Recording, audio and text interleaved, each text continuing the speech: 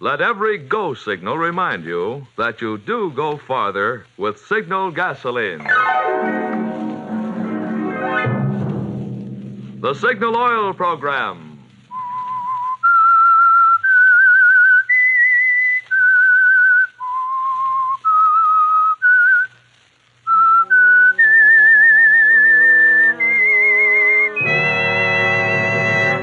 I am the Whistler.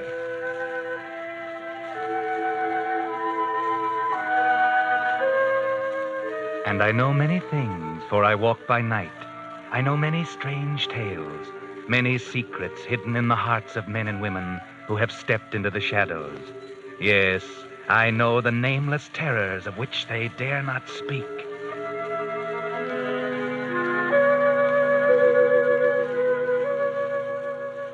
The marketers of Signal's famous Go Farther gasoline and motor oil invite you to hear another strange tale by The Whistler. Tonight, the story of a wild night on foggy Seal Rocks and the girl who was married to murder.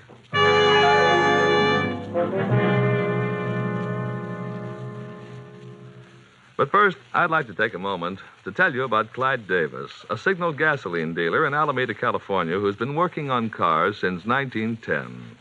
War or no war, Davis' motto is service, the kind that keeps cars running and customers smiling. The 1st and 15th of each month are battery days at Davis Signal Station, and the battery of every customer is given a complete free inspection. Another thing Davis is a crank on is clean car windows. If the chamois alone won't do the job, he uses Bon-Ami. Davis doesn't run a repair shop, but his long experience as a mechanic has helped many a customer avoid a repair job. Such service surprises many folks these days, but Signal gasoline dealers have a reason for going out of their way to please.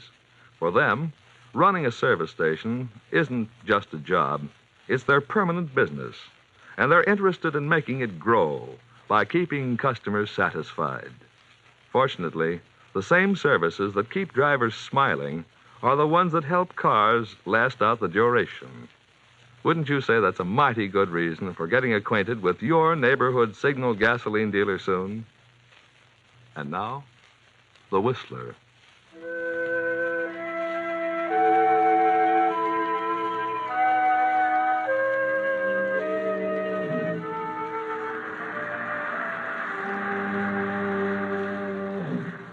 In the night, the convoys form, ship by ship, slipping into line, moving out past the Golden Gate, past the fog-enshrouded Seal Rocks in a cold dawn, past rocks where the tourists go, where the lovers go. You heard a scream? Yes. But the ships are not disturbed. They move on out into the Pacific, leaving far behind the body of a girl lying face down on the rocks, their wash reaching for her hair. Just a girl who fell off a cliff. Fell or was pushed.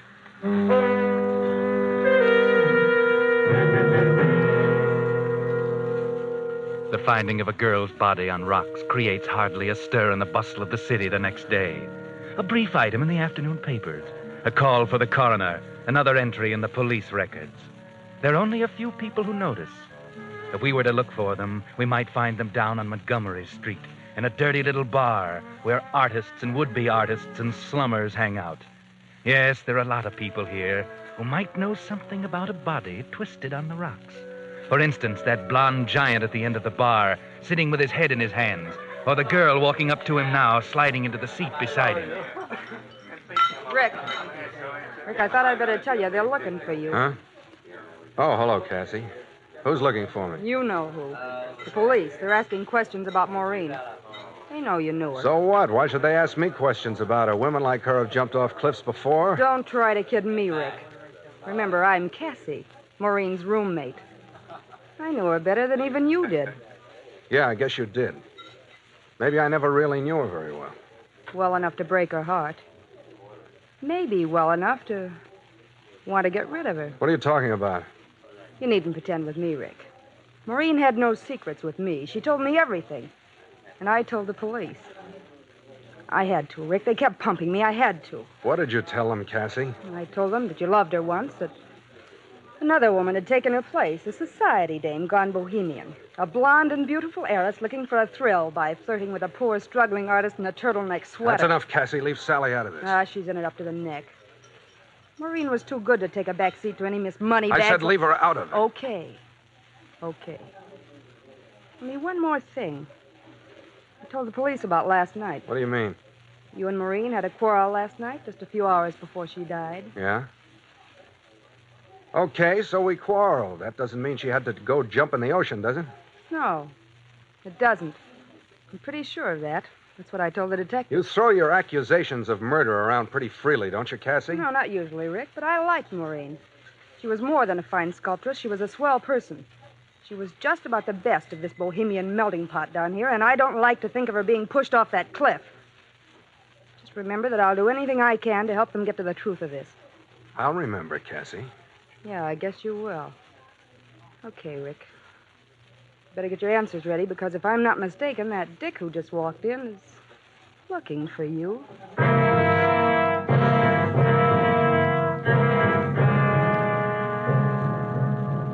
Yes, Rick. He's looking for you. You know that. You've been expecting it.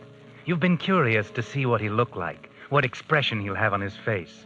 In a minute you'll know, so gulp down that drink. There, that's better. And there he is. You can see his face sliding into the spot in the mirror where Cassie was a minute ago. You Rick Carlson? That's right. I'd like to ask you a few questions. Yeah, I know. Okay, go ahead. It's about Maureen. That's right. You knew her pretty well? Of course, you know I did. She was in love with me. I didn't love her anymore. I took her to dinner last night. We quarreled. She left. That's all I know. What about Miss Blair? What's she got to do with this? I don't know. Maybe a lot. Sally had nothing to do with it. She didn't even know Maureen. Leave her out of it. I'm not sure we can. This Maureen, they tell me, was a jealous girl, unpredictable. Liable to do a lot of things, say a lot of things. Blairs are a fine family, good name. They wouldn't like their daughter mixed up with a Go ahead, say it. bohemian crowd of artists. Maybe you didn't want Maureen to go to the Blairs with the story. And it'd be so easy to keep her quiet, just a shove at the right time. Simple in the fog out there. Simple and sure. Listen, you, whoever you are. Okay, take it easy. I was only guessing. But it all fits pretty well, doesn't it? It fits, only I wasn't there. Oh, that's right. You said she left you after the quarrel. Where was that? At a little fish restaurant at the beach. Near the rocks? Not very far. I see. But you didn't go with her to the rocks? No. Then you might have to prove that. I suppose you can? Yes, he can. Go on, Rick. Tell him it's all right. You needn't worry about dragging me into it. Tell him you were with me. Sally. Oh, this is Miss Blair, I presume. That's right. And you see, officer, you're on the wrong track if you're suspecting Rick. He couldn't have pushed Maureen off the cliff because he was with me last night, from 10 o'clock on. You see, Rick's painting a portrait of me, and we worked through most of the night. It was after dawn when we stopped. I see. Okay, I guess I was wrong. Thanks for your time. You're a lucky man, Olson. And I guess you know that. Yes, I know. Goodbye. Goodbye. Well, aren't you going to invite me to have a drink? I'm simply burning with thirst, and your glass is empty. Good. Let's have 2 old-fashions. Sally. What, darling? Don't you want another one?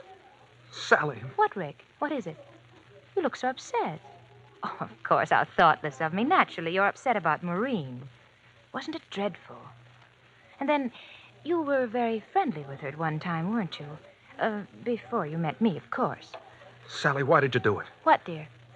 Tell him you were with me last night. Oh, that.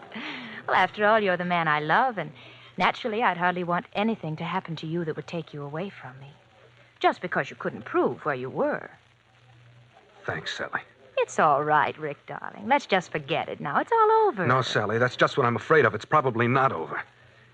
They won't give up so easily. Now you'll be dragged into it. I don't want that. It's all right, Rick. I don't mind. It might even be fun. Yes, an investigation right here in our own group. All our secret lives exposed.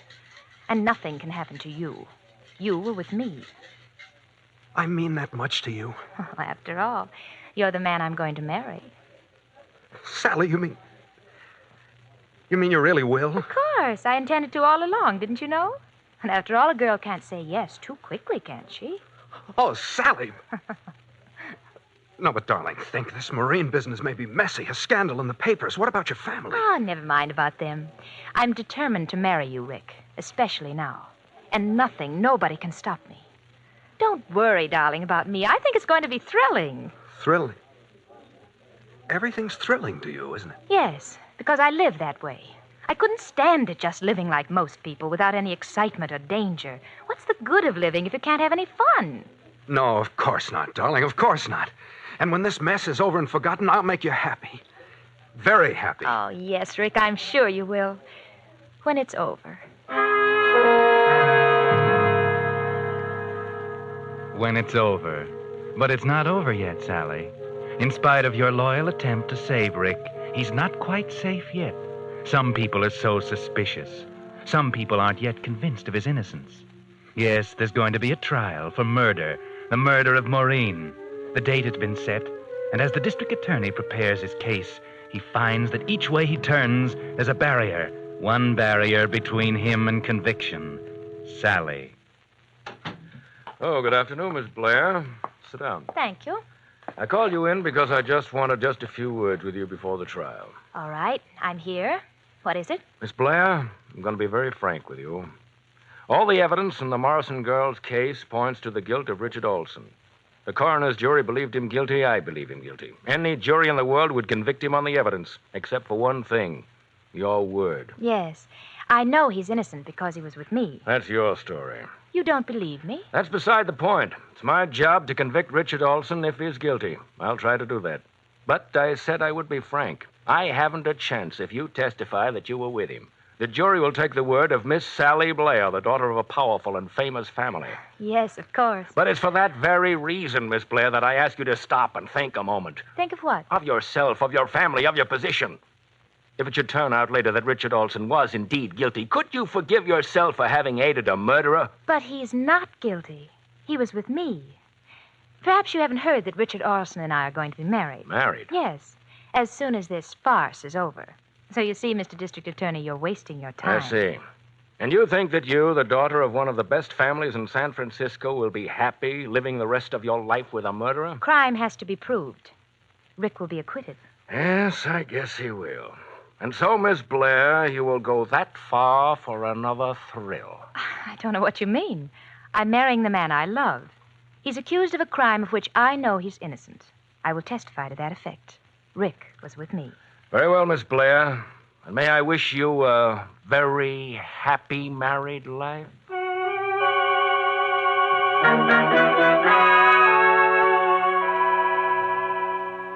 And so, Rick, you're going free, thanks to Sally and her testimony. And when the trial is dismissed and you're free, you'll take her to that dirty little bar that was your rendezvous. And you'll tell her about all the things in your heart. You don't know what it is, Sally, to be free. You know, I used to sit in that cell and think about you and your portrait. Wonder if I'd ever see you again. I wondered if I'd ever finish my picture of you so that everybody could see your beauty. Darling, it'll be a great portrait. Really great. Of course it will, darling. After we're married, you'll have all the time in the world to paint it. Yes, after we're married next week.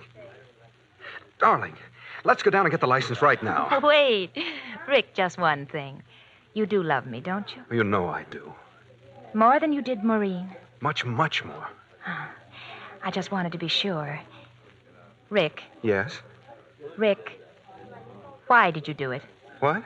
Why did you kill her? Sally. Oh, don't look so startled. I knew all along. I just wondered why you did it. Let's not talk about it. Let's leave it as dead as Maureen is. Let's be happy and not talk about it ever. Or maybe you'd rather not go through with this now. Of course, darling. I made my choice. You love me, I love you. That's enough. We'll both forget Maureen. If we can.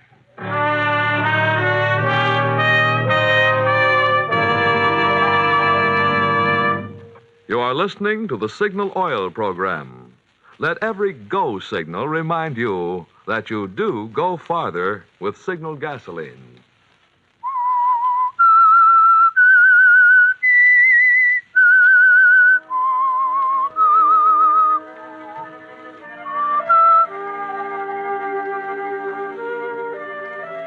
so Rick, acquitted of murder, and Sally, who saved his life even though she knew he was guilty, were married. Not a very happy start for a marriage, was it, Rick? It somehow changed things to know that Sally knew. But then it was only Sally. Charming, beautiful Sally, who got a thrill out of life. After all, she wouldn't have saved you, wouldn't have married you if she hadn't loved you. Would she? Sally, hurry, come see. What, dear? The portrait, I've finished it. It's wonderful. Come and see it. Just a minute. I'm doing my hair. But aren't you excited? Of course, darling. Can't you wait? No. Oh, all right, Rembrandt. Where is it? Don't joke, sweet. This is my masterpiece. Cast not upon it a jaundiced eye. It's very good, Rick. I think it will sell. Sell, by Jupiter. The woman's a commercial money grabber. Sell nothing. It'll be famous. Do you really think so? I'm glad. It's a great painting, Sally, because you're in every line of it. You and my love for you.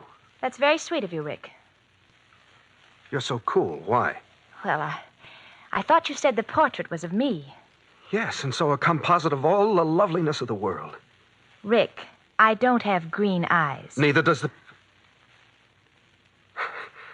So she does. Do you know I didn't realize it? I meant to make them blue. And my nose doesn't turn up like that.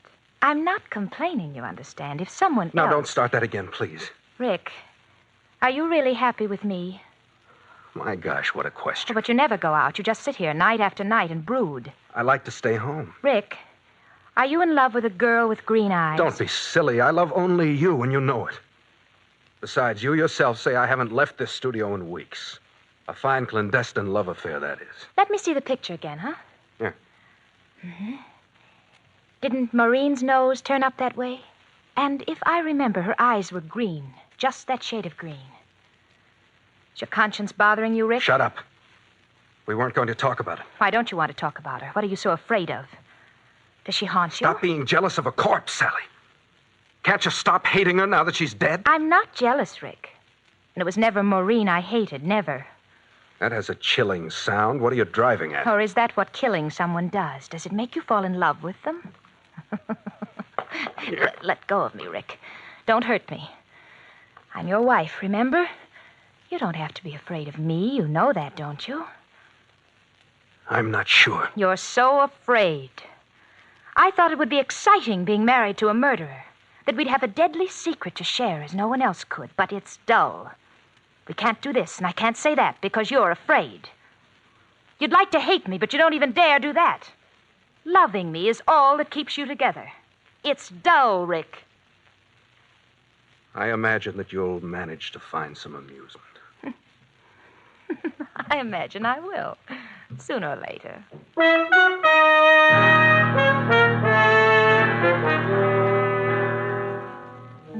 Well, Sally, is being married to a murderer beginning to bore you? But as Rick says, I imagine you'll find some amusement, even if it's only with Tommy Melvin. I need a drink. Come on, Tommy. Buy me one. Oh, where's Rick? Oh, he's at an art dealer's. He'll be along. You know, sometimes I think he loves that painting better than me. Let's have zombies, huh? Oh, that's pretty strong. I like strong things, exciting things. You're bored, aren't you? A little. You're not very happy with Rick, are you? Not very. Well, it's none of my business, of course, but why did you marry him? He's hardly your type. Marrying Rick was the biggest thrill I've ever had. You'd do anything for a thrill, wouldn't you? I like that. I bore easily, Tommy, and I don't like being bored. I want to feel everything I can, every emotion, every experience I can crowd into my life, good and evil. You're without conscience, Sally. You could do anything and not look back. I like that, too. Thanks. But I don't quite see your marrying Rick in that light. I didn't think you would. You could leave him, you know. I'm going to New York next week, and you could come along, Sally. I'd like to have you. Thanks, Tommy. You're sweet. It might be fun. Give me some time to think it over. I'll let you know. Tomorrow? All right. Here comes Rick. You better leave. Oh, Tommy, here's a nickel. Drop it in the jukebox, will you? Number 17. Sure. You won't forget, Sally. No, I'll call you in the morning. Hello, darling. I've been waiting for you. So I see, but not alone. Rick, you're not jealous of Tommy. No, I guess not. You have a drink? No. Sally, listen, I've got to talk to you. We've got to come to some understanding. I found my painting on the back porch this morning. The fog might have ruined it. That painting is great. It will hang in the Metropolitan. It's more important than my life, Sally. Remember that. I'm sorry. You're so morose lately, dear. What's wrong? I don't like it, Sally. What? I don't see you anymore. You're never home. You're always here or out with that Tommy Melvin. And when we are together, you ask questions like, how does the tide sound at 2 a.m? Or you wonder what that murderer in San Mateo feels, and you watch me. When we pass Marine's old apartment house. When I hear a police siren in the street, you watch me. You watch me and watch me. I don't like it. How suspicious you are. I'm not kidding, Sally. I've walked around and around the streets, making up my mind, and now I'm determined to say it out. You married me for the thrill of marrying a murderer, nothing more. Isn't that true? Hold your voice down. Rick, I think you're afraid of me. Maybe I am. You needn't worry. I won't tell the police. I'm your wife, remember? That's not what I'm afraid of. What then? Perhaps you'd like to push me off a cliff, too, but you can't do it. You love me far too much to hurt me. You're right. Lord, how I wish I didn't. I don't mind. Let's go to dinner, darling. Down at the beach. I want you to take me to that fish place down on the cliff near the rocks, huh? Sally, you know I don't want to go there. Why not? Because you took Maureen there that last night? Rick, you must get over that silly fear. Besides, I want to go there. We'll have dinner, and then I want to take a walk along the beach. I love the sound of the surf at night. Don't you, Rick?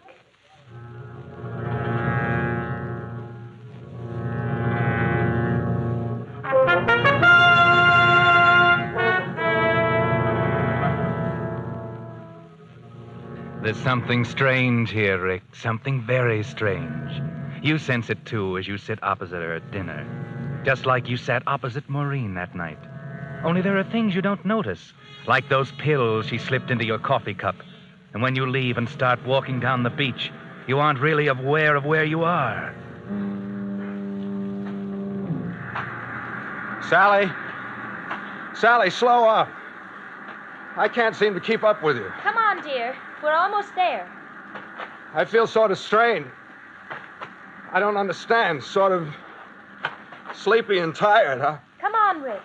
Here, give me your hand. Huh? There. Now, sit right over here. Where, Sally? Where are we? This place seems familiar, but I can't... Of course it's familiar, Rick. Huh? Down below there are the rocks. The rocks? Sally, why did you come here? No particular reason. I like the moonlight on the rocks.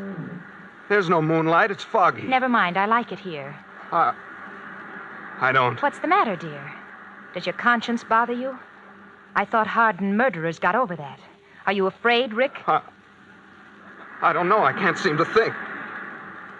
I'm tired, but I think I'm afraid. Yes. You'd like to push me off, wouldn't you? To see my body on the rocks down there with the tide reaching for my hair as it did for Maureen's. But it won't work twice, Rick. You know that. And besides, you love me too much. Sally, what are you doing? Let's get away from here. Wait, I want to tell you something. Let go of my elbow. I'll tell you first. I'm going to leave you, Rick. I'm going to New York with Tommy Melvin. What? But you won't care, Rick. Because, you see, I'm not going to fall off this cliff tonight, Rick. But you are. You were right. I married you only for the thrill of being married to a murderer. Sally, what are you saying? But that's a thrill that paled very easily. Murder itself will be a much bigger one. Are you crazy? Do you think I'll let you push me You over? can't stop me, Rick. You see, you can't even stand up without weaving. You won't be able to lift a finger to stop me. I put your own sleeping powders in your coffee. It's nothing a doctor will turn up, but it's enough. Sally, you can't get away with it. Why not, Rick? They'll say your conscience bothered you, that you returned to the scene of your crime and killed yourself. It will be very neat.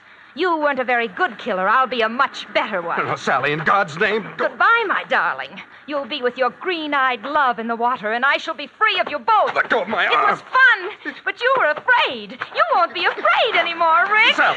Sally, stop! Sally! Goodbye, Rick. Goodbye.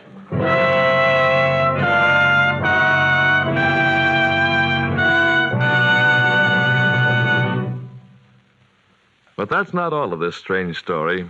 In a moment, the Whistler will be back to tell you what really happened. Meantime, I think you'd like to hear how science has finally defeated a great cause of gasoline waste and motor troubles, carbon. Motor experts say carbon causes noise, overheating, loss of power, and often the destruction of expensive motor parts. After years of research, engineers have found a formula that actually dissolves carbon. And that priceless formula is incorporated into every quart of Signal's famous 4-star motor oil. As a result, Signal's 4-star motor oil helps motor performance in not just one, but two important ways. First, its rich paraffin base protects moving parts with a tough, lasting film of lubricant that resists heat and wear. And second, Signal's 4-star oil actually dissolves out carbon to help your motor run better and your gasoline go farther. Since both gasoline mileage and motor performance are doubly important these days, one of the greatest favors you could do your car and your ration coupons is to switch to Signal's finer carbon-removing motor oil that costs no more than ordinary oils. So, if it's been 1,000 miles or 2 months since you changed oil, drive into your neighborhood Signal dealers and say, "Drain and refill with Signal 4-star motor oil." And now, back to the Whistler.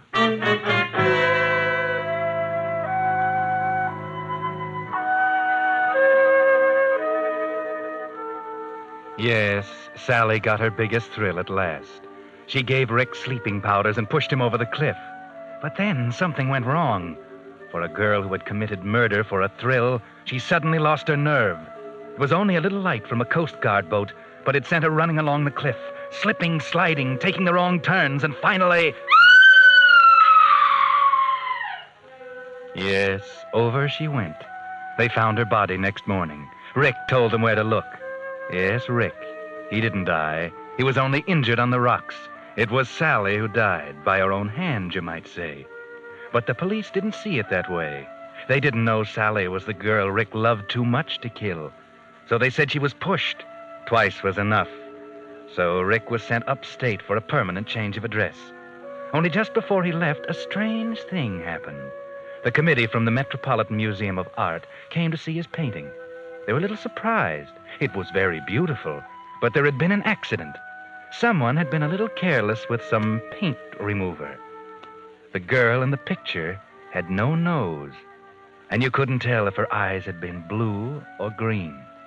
Sally might have known, but then the rocks don't tell their secrets. The tide doesn't testify.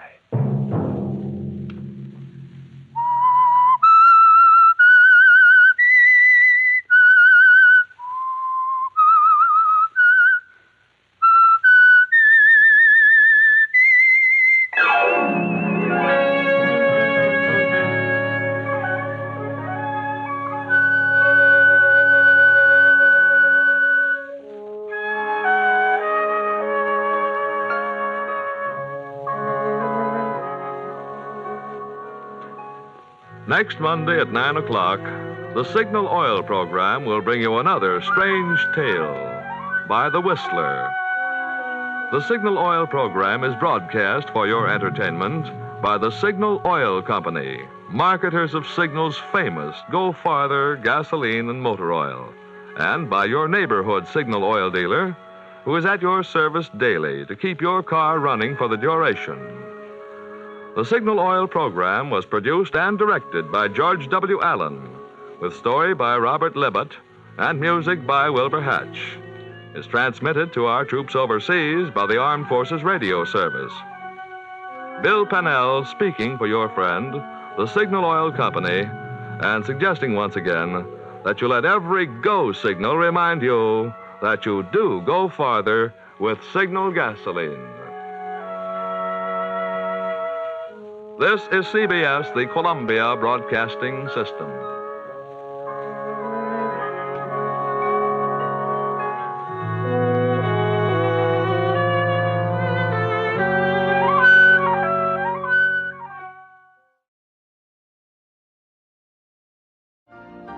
You've been listening to the OTR Gold Network.